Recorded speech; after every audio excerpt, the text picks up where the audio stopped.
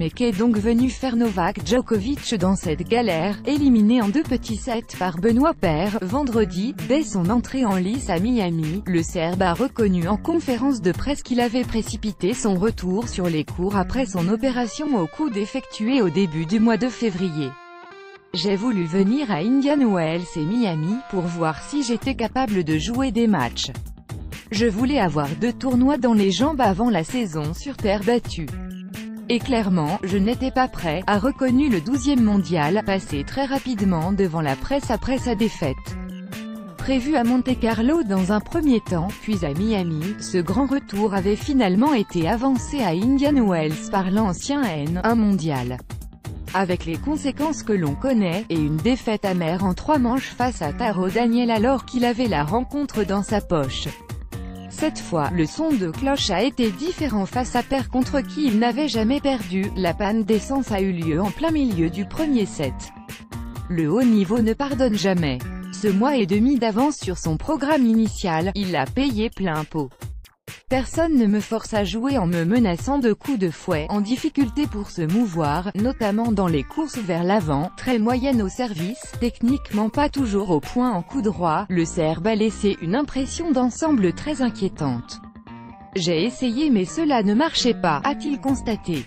De toute évidence, je n'aime pas me sentir comme ça, et je veux pouvoir rejouer comme je sais le faire, mais cela semble impossible en ce moment. En réalité, j'ai bien joué les 6 premiers jeux, puis j'ai connu une panne d'essence. De son côté, Paire servait bien et je n'arrivais pas à le breaker.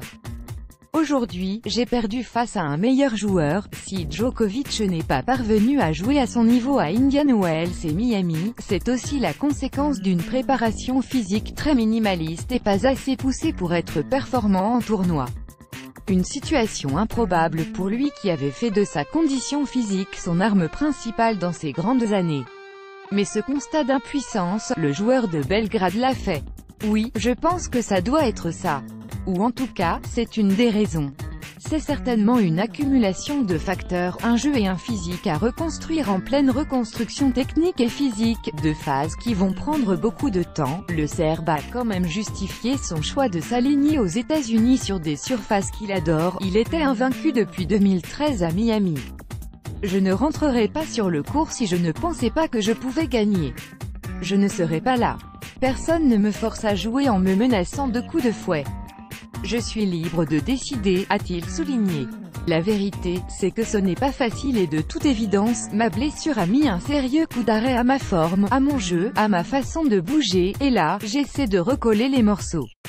J'essaye de prendre conscience de ce que je dois faire, et on verra pour la suite. Cette chute prématurée, spectaculaire dans sa forme et dans le fond, Djokovic s'y attendait d'une manière ou d'une autre.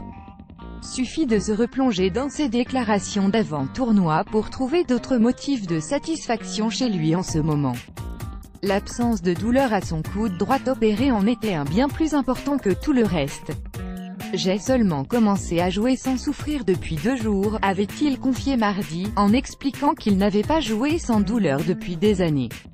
Et cela fait du bien, parce que cela faisait très longtemps que je n'avais pas pu juste me concentrer sur le jeu. J'avais toujours cette inquiétude en tête de voir la douleur revenir, et elle revenait. Après ce que j'ai traversé, je n'ai pas d'attente.